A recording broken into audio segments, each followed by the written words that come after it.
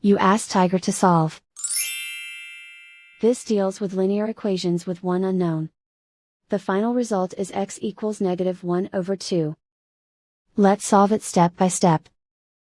Group all constants on the right side of the equation. Subtract 9 from both sides. Group like terms. Simplify the arithmetic.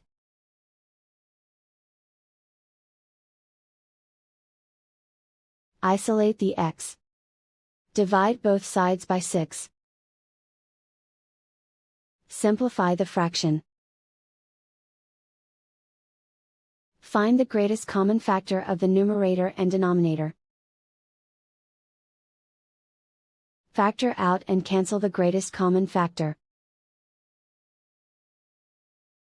And so the final result is x equals -1/2.